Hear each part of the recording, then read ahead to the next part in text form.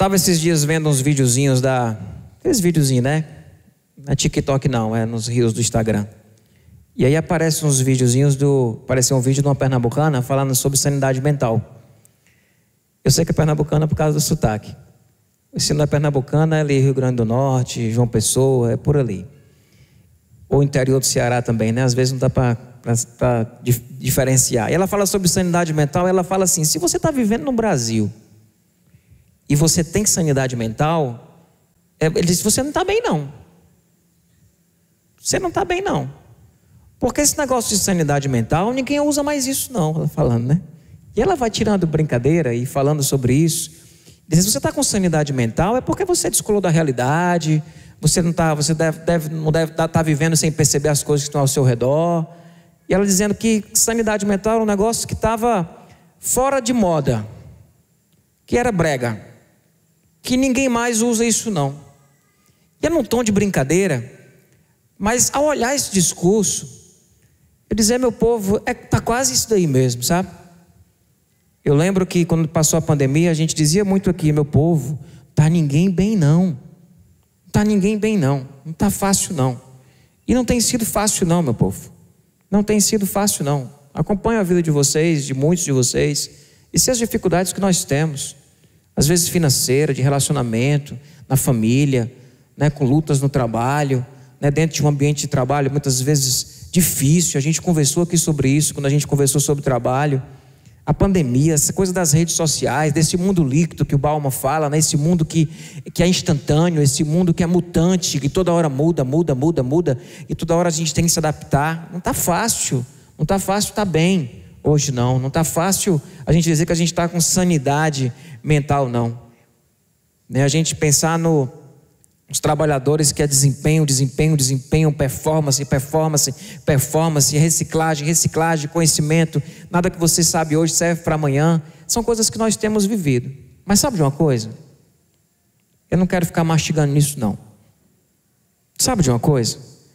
Nunca esteve fácil. E as pessoas sempre adoeceram. Sempre.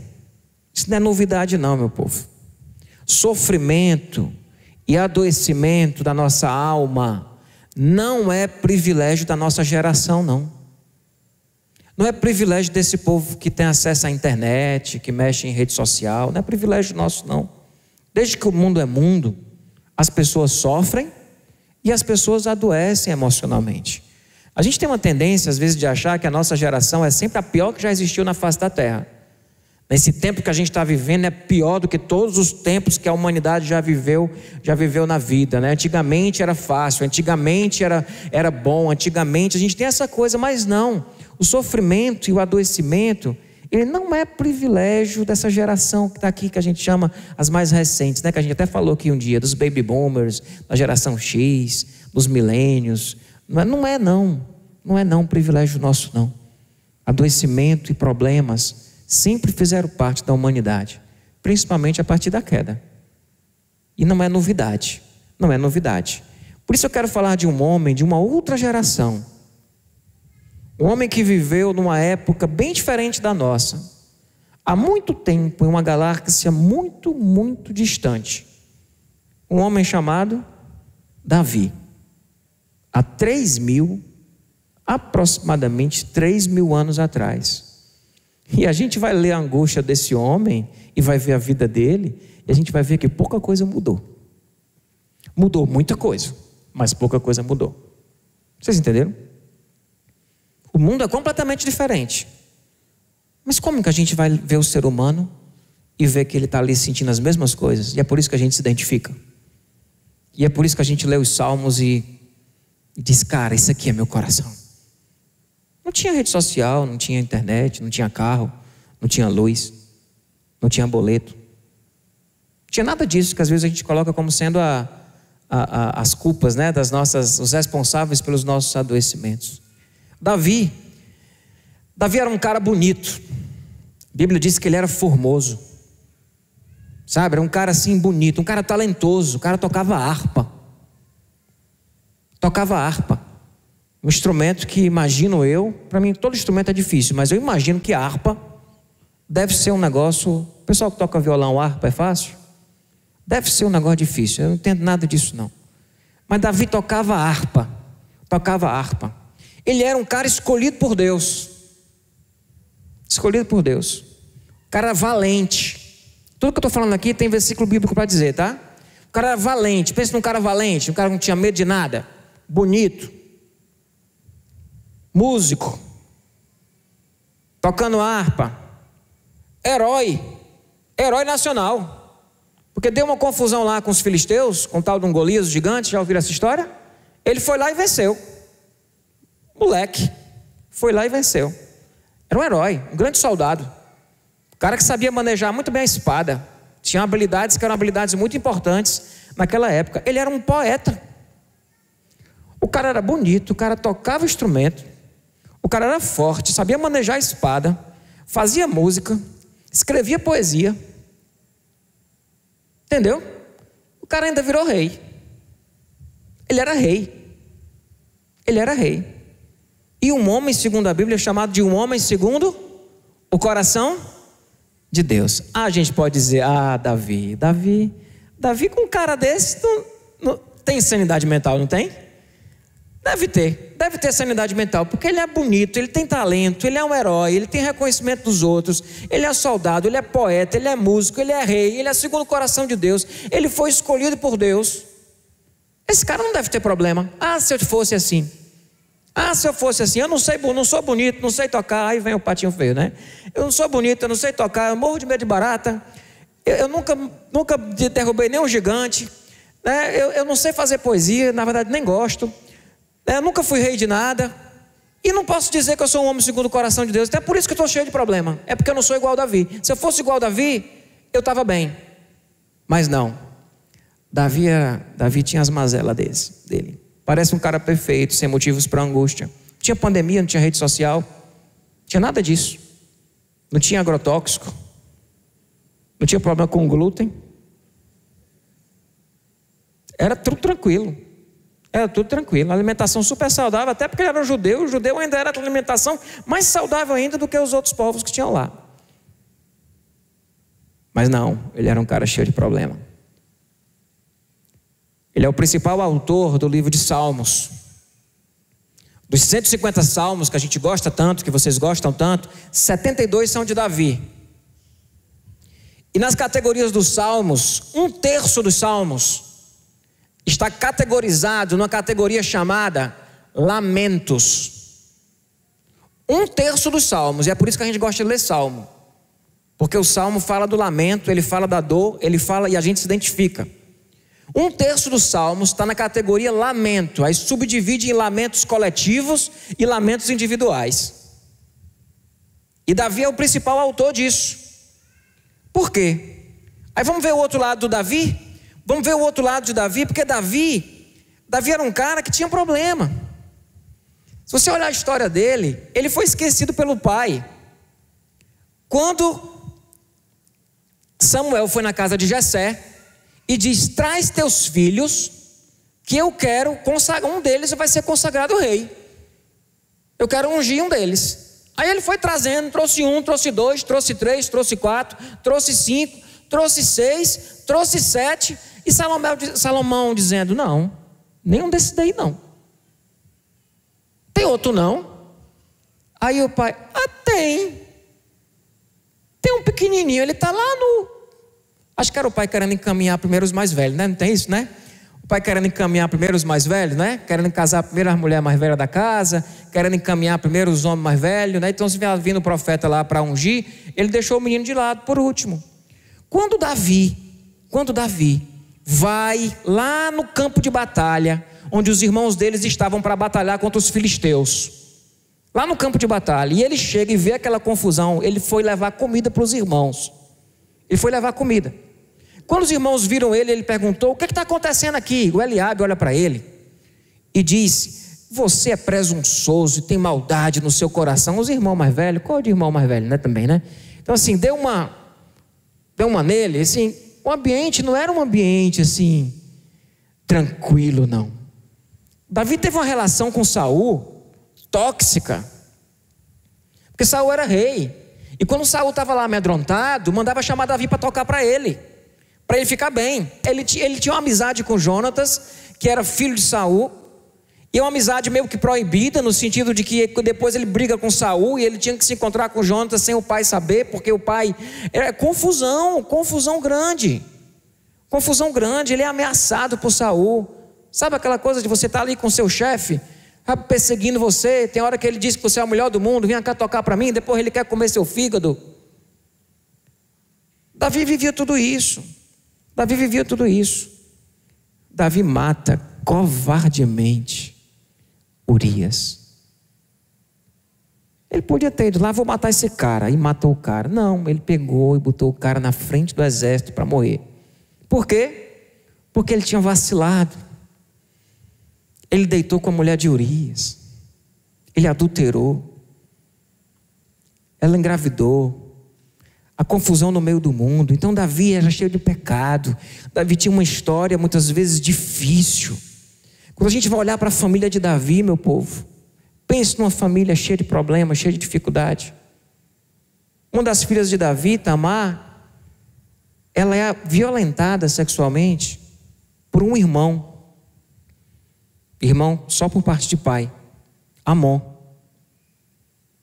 E Davi não faz nada. E depois Absalão sabe e dá um jeito de matar depois Amon. Estava tudo acontecendo dentro de casa. Entende? Está falando do homem cheio de virtude, cheio de coisa boa na vida dele, mas um homem que também tinha muito motivo para sofrer, para sentir dor.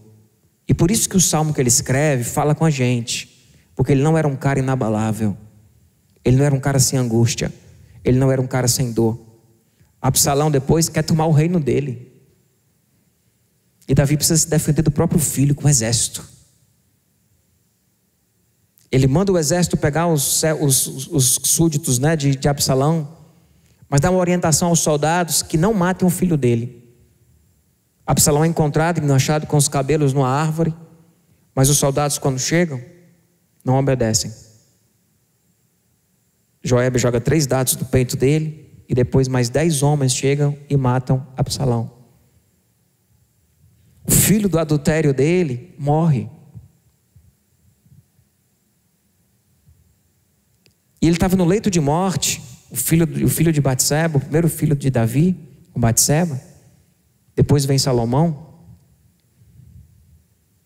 O texto diz que ele chorou 7 dias no chão, sem comer e sem tomar banho. Todo mundo ia lá falar com ele, se perguntava se ele queria comer, se ele queria tomar banho, e ele não queria nada. 7 dias, até o momento que o filho dele morreu. Quem é esse homem? É um homem simplesmente bonito, valente, rei, poeta? Não, é alguém que sabe o que é sofrimento, entende o que é sofrimento. Esse é esse homem. Absalão briga com Davi, toma o seu trono, ele morre com Joabe. Então a gente está falando de um cara que sabe o que é sofrer. Ele sabe o que é sofrer. Ele tem uma história de muita virtude, de muita coisa boa, mas ele tem muitos motivos também para se angustiar. Eu quero falar da tua vida. Eu não vou dizer que você é bonito não, nem bonita não, mas você é uma pessoa bem parecida. Você tem uma história de vida muito legal. Todos nós somos muito bonitos e temos uma história de vida muito legal. Tinha muito motivo para a gente ser feliz, não tem angústia nenhuma, não tinha? Não tinha? Mas também tem motivo para a gente se angustiar e para a gente ter as nossas dores e termos as nossas lutas. O fato de Davi ser um homem segundo o coração de Deus não tirou dele as dores que a vida traz. Não tirou. Você sabia que Davi quis construir o templo e Deus não deixou? Porque disse para ele que ele ia desonrar o templo dele, porque ele tinha matado muita gente. Deus já sinalizando que não estava de acordo com aquela violência. Você derramou muito sangue, não faz sentido você construir o meu templo. Só Salomão depois que constrói. Então nós somos como Davi, temos a nossa história, temos as nossas virtudes, temos as coisas boas, Já imaginou Davi com depressão, Davi tendo uma crise de ansiedade, Davi chorando à noite, e alguém chegar perto dele e ficar só assim: Davi, mas tu é bonito, Davi, tu é poeta, Davi, tu sabe tocar instrumento, Davi, tu sabe... Já viu gente assim chegando na sua vida? Que quer resolver a tua dor, te dizendo as coisas boas da tua vida, como se elas tirassem o seu direito de sentir as coisas ruins que você está sentindo. Todos nós temos uma história maravilhosa e temos uma história cheia de dores e cheia de problemas. Davi não é diferente da gente, e nós não somos diferentes de Davi. Nós temos a nossa vida e temos os motivos daquilo que nos angustia. E aí, pessoal, eu queria fazer um exercício com vocês agora, muito simples. Eu queria compartilhar 2 salmos de Davi, que mostra como que esse homem, sabe, na relação dele com Deus diante das lutas da vida, o que é que ele fazia. Porque assim, é verdade que ele tinha motivo para ser feliz, e ele tinha muito motivo também para ter muita tristeza. O que é que ele fazia? A visão que eu tenho é que a relação dele com Deus fez toda a diferença. A relação dele com Deus fez toda a diferença no meio dessas lutas todas que ele passou. Fez toda a diferença para ajudar ele a ter saúde mental no meio de tanta luta e de tanta coisa. Entenda que saúde mental não é não ficar triste, não é não ficar 7 dias sem tomar banho. Davi ficou 7 dias sem tomar banho, sem querer comer. Mas foi na relação com Deus que ele aprendeu a lidar com essas angústias, que ele aprendeu muitas vezes a levantar a cabeça e a seguir. Coisas que vocês são acostumados a fazer. A gente está passando por luta, por dificuldade. Muitas vezes a gente vai para os salmos, a gente vai ler os salmos como uma forma de acalmar o coração da gente. Pois eu queria ler com vocês o Salmo 142 primeiro. Salmo 142, de 1 a 7, que diz o seguinte: em alta voz eu clamo ao Senhor, elevo a minha voz ao Senhor, suplicando misericórdia. Qual foi a última vez que você levantou a sua voz suplicando ao Senhor misericórdia? Eu clamo ao Senhor em alta voz. É alguém que está se derramando diante de Deus. Ana, quando estava lá no templo, e Eli passa, ele acha que ela está bêbada. Por quê? Porque ela estava clamando ao Senhor em alta voz. Parece que nós temos perdido essa capacidade de chorar diante de Deus, de colocar a nossa alma diante dele. Davi sabia fazer isso. Davi sabia chorar e gemer diante de Deus. Em alta voz clama ao Senhor, elevo a minha voz ao Senhor, suplicando misericórdia. Derramo diante dele o meu lamento, e a ele apresento a minha angústia. Quando meu espírito se desanima, és tu quem conhece o caminho que devo seguir. Na verdade, por onde ando, esconderam uma armadilha contra mim. Olha para a minha direita e vê, ninguém se preocupa comigo. Eu não tenho abrigo seguro, ninguém se importa com a minha vida, ele se sente só. É o sentimento dele, ele coloca esse sentimento diante de Deus. Eu clamo a ti, Senhor, e digo: tu és o meu refúgio, és tudo que eu tenho na terra dos viventes. Dá atenção ao meu clamor, pois estou muito abatido. Livra-me dos que me perseguem, pois são mais fortes do que eu. Livra-me dos que me perseguem, eles são mais fortes do que eu. Liberta-me da prisão. Em algumas versões diz: liberta-me da prisão da minha alma. Liberta-me da prisão da minha alma, e renderei graças ao teu nome. Então os justos se reunirão à minha volta, por causa da tua bondade para comigo. Amém, meus irmãos? Amém?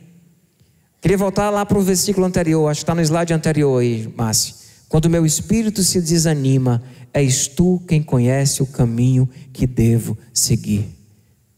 Derramo diante de ti o meu lamento, e a ele apresento a minha angústia. Sabe qual é o sentimento que eu tenho? É que a gente acha que quando a gente vai conversar com Deus, a gente precisa tomar jeito. Então assim, se compõe, tu vai conversar com Deus. Então fala direitinho, fala bonito. Essa espiritualidade que quando você está conversando com Deus, você está todo contido, e quando você sai, aí é que você grita, que você esperneia, que você está uma coisa errada. O lugar de espernear é aqui com Deus. Talvez a gente precise aprender a ter uma relação com Deus de clamor, de derramar a alma, de falar em alta voz, de ter a condição de nos desequilibrarmos diante de Deus, para que saindo dali, eu consiga ter um caminhar de equilíbrio. O problema não é esse, o problema é que a gente quer ter uma relação com Deus equilibrada.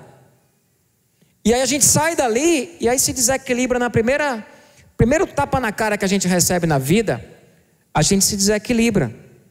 O lugar da presença de Deus é um lugar de nós nos colocarmos como nós estamos. É lugar de choro, de ranger de dente.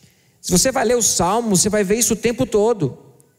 É como se a gente fosse treinado para ter uma relação com Deus contida, uma relação com Deus politicamente correta, com a fala bonita, com o coração sendo colocado diante de Deus do jeito que o coração deve ser.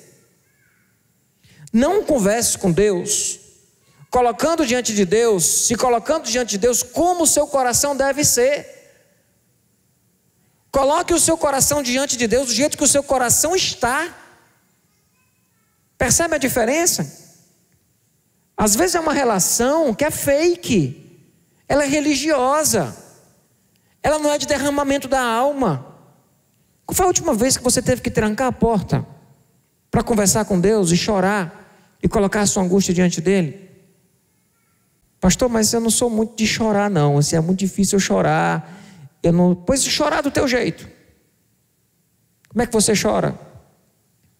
Eu pelo jeito choro apertando os dentes, né? A minha ATM, né? Cada um tem um jeito de chorar. Eu choro apertando os dentes. Como é que você chora? Chora diante de Deus.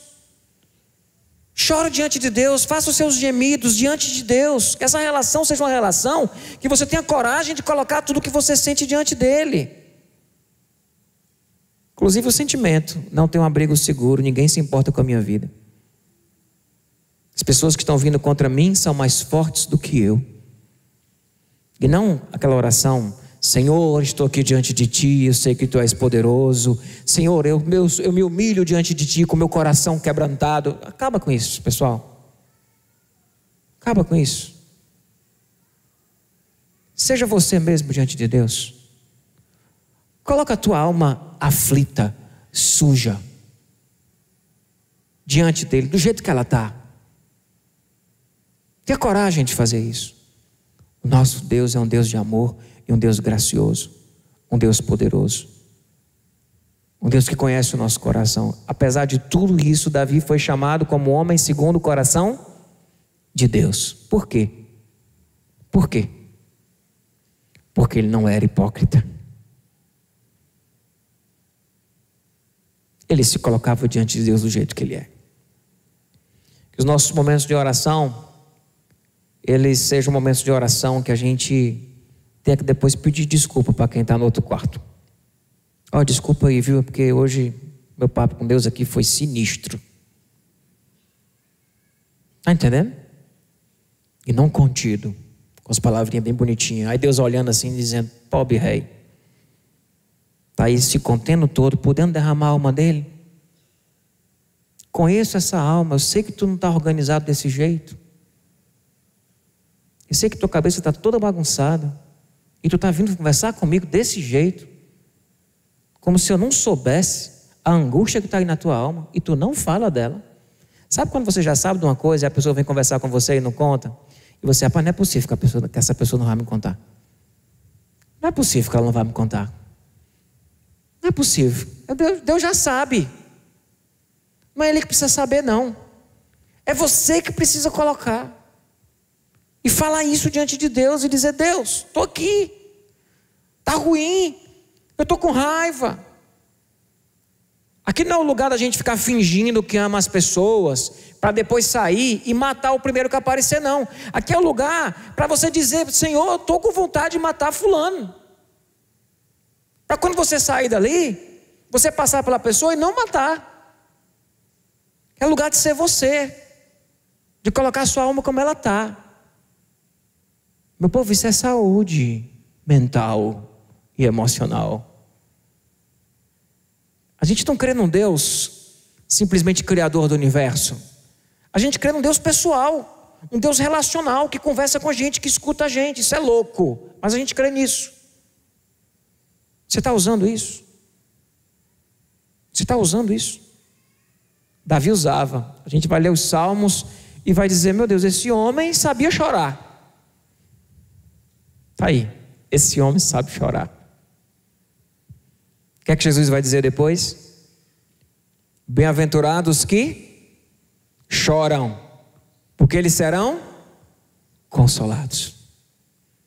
Davi tinha as dores dele, as perseguições que ele estava sofrendo. Imagina o que foi o choro de Davi com o filho dele morrendo, com o outro que foi morto pelo soldado dele. Da angústia do pecado, de ter colocado o outro na frente, das culpas que ele carregava. Imagina, falando sobre culpa, vamos para outro salmo? Porque uma das coisas que adoece muito a gente é culpa. Nossa relação com Deus, nós precisamos colocar as nossas culpas diante dele. Salmo 32, de 1 a 5, e aí tem a ver com a história de Batseba. Davi diz: como é feliz aquele que tem as suas transgressões perdoadas e os seus pecados apagados. Como é feliz aquele a quem o Senhor não atribui culpa e em quem não há hipocrisia. Enquanto escondia os meus pecados, o meu corpo definhava de tanto gemer. Pois de dia e de noite a tua mão pesava sobre mim, minha força foi se esgotando, como um tempo de seca. Aí no Salmo tem um negócio chamado pausa. É como se ele parou ali. Depois que ele falou isso, ele parou. Qual foi a fala que ele teve aqui? Pois de dia e de noite a tua mão pesava sobre mim, a minha força foi se esgotando como em tempo de seca. Enquanto escondia os meus pecados, o meu corpo definhava de tanto gemer. A culpa por não ter tomado uma providência sobre Tamar, a culpa por não ter acolhido o sofrimento, sabe, de Urias, é Urias? É Urias? Ou eu confundi? O nome do cara, do Batseba, o esposo de Batseba, Urias. A culpa por ter colocado Urias lá na frente, a culpa por ter olhado aquela mulher e ter engravidado ela. Esse cara tinha culpa, e culpa adoece. Quem aqui não tem culpa? O que a gente faz com a nossa culpa? Enquanto eu escondia o meu pecado, eu adoeci. Meu corpo gemia. Depois da pausa ele continua: então reconheci diante de ti o meu pecado e não encobri as minhas culpas. Eu não encobri as minhas culpas. E eu disse: confessarei as minhas transgressões ao Senhor. E tu perdoaste o meu pecado.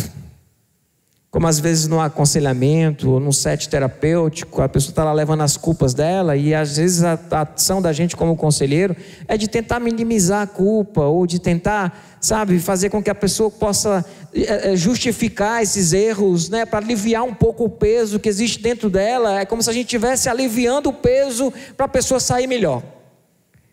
De acordo com esse salmo, não é isso que resolve. O que resolve é a gente confessar a culpa da gente diante de Deus e Ele perdoar os nossos pecados. Uma das coisas que mais adoece gente é culpa e mágoa. E isso tudo se resolve com perdão. O perdão recebido sara a culpa. O perdão liberado nos livra da mágoa. É a graça de Deus sobre nós, sem hipocrisia, colocando diante de Deus as nossas culpas. Então Davi, como a gente viu, era um cara com muita luta e com muita dor, mas ele sabia chorar e se colocar diante de Deus. Era um cara com muita culpa, porque fez muita coisa errada, mas fez coisa errada, mas ele aprendeu que quando ele erra, o que ele tem que fazer é confessar o pecado dele e confessar esse pecado diante de Deus, porque o Senhor vai perdoar e esquecer esse pecado. Nós não somos diferentes de Davi, meus irmãos.